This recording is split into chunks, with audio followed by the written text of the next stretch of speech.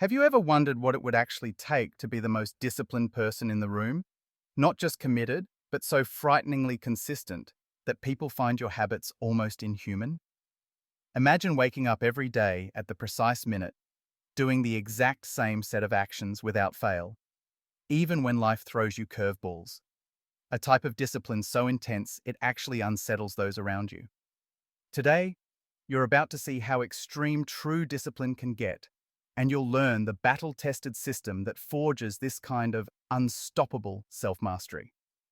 Before we dive into the secrets of extreme discipline, hit that subscribe button and the notification bell right now.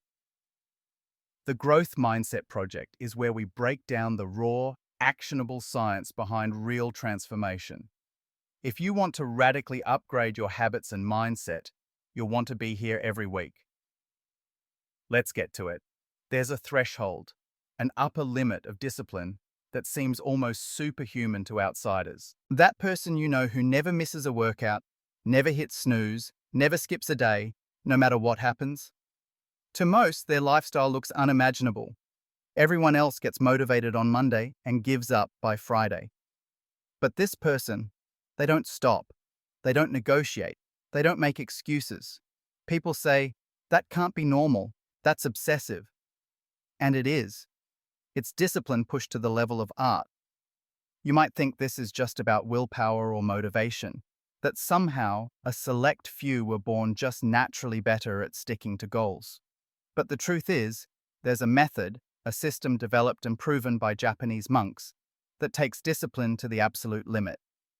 The system is called Guji. In English, this translates roughly to unbroken practice. It's a form of discipline so relentless, it scares people, and it transforms you beyond what you ever thought possible. Let's look at how one ordinary person broke through to this elite level of consistency. There was once a man who, by all external standards, was doing fine. Strong career as a programmer, intelligent, driven. Yet he faced the same struggle as most of us. Every new habit or goal would fizzle out after a few days or weeks. Gym routines abandoned after a month. Meditation dropped after a week. Books started but forgotten in a desk drawer. Mondays began with ambitious promises, but by Friday, motivation melted away. No matter how many apps he tried, reward charts he used, or accountability partners he enlisted, nothing lasted. So what was stopping him? Was it laziness? Lack of willpower? None of the above. It came down to the very architecture of his mind. The breakthrough came when he studied the extreme practices of Zen monks. For over 800 years, not a day missed. Not due to force, but due to a completely reprogrammed relationship with discipline. Monks don't rely on trying their best every day. They don't ask themselves if they're feeling up to it. For them, the practice is life. Before we go further, smash that like button and drop a comment telling us which habit you wish you could stick to, because your engagement helps the channel reach those just like you who are on the edge of a breakthrough.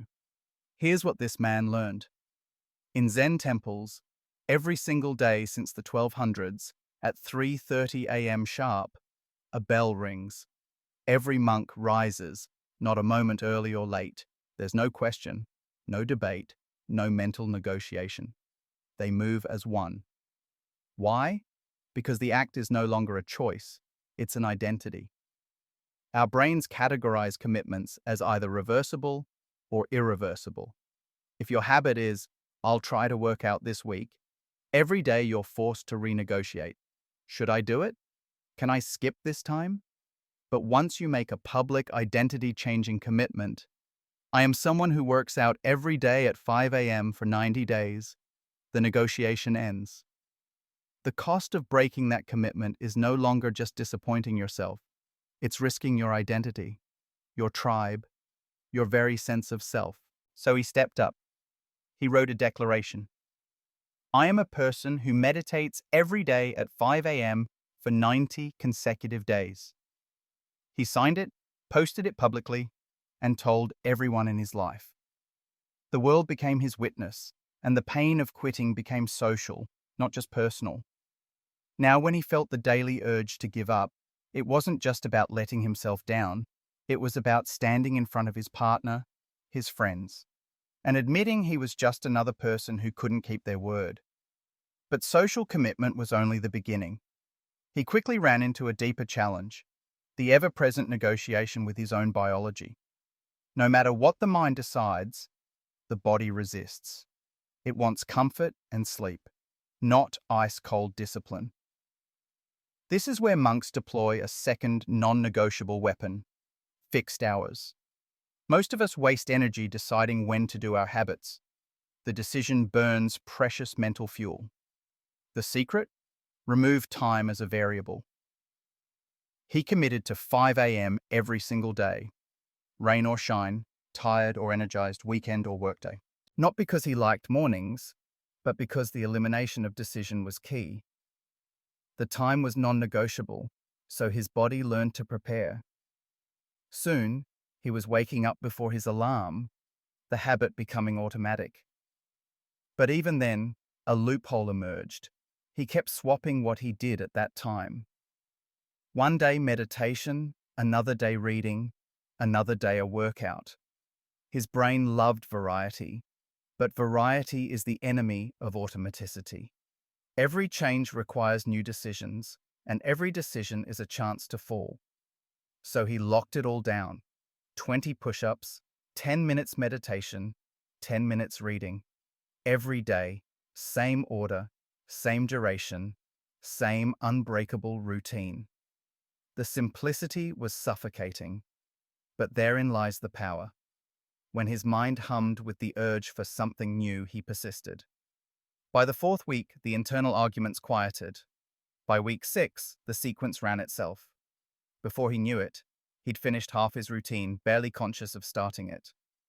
That's what extreme discipline truly is. Not constant struggle, but the total automation of beneficial action. Let's pause for a quick check-in. If this level of discipline inspires you, remember to like this video, subscribe, and leave a comment. It really helps, and it might even be your first public step toward total consistency. Now, what happens when you break the streak? When you're sick, traveling, or just off your game? Most give up at the first sign of imperfection.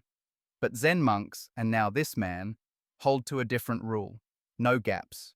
A practice never stops, even if conditions aren't ideal. You don't skip days, you adjust them. Traveling with no gym? Push-ups in the airport bathroom. No quiet nook? Meditating in a cab. Not the perfect habit, but always something.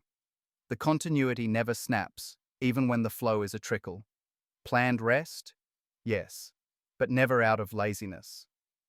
You rest with purpose, not as surrender.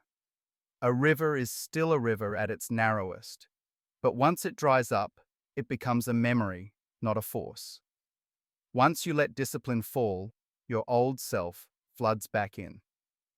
Here's the final masterstroke: anticipating obstacles. He wrote down every scenario that had ever ruined past routines: sickness, late nights, holidays, visitors, travel, and he decided in advance what action to take whenever each one appeared. No stress, no last-minute decisions, no negotiation.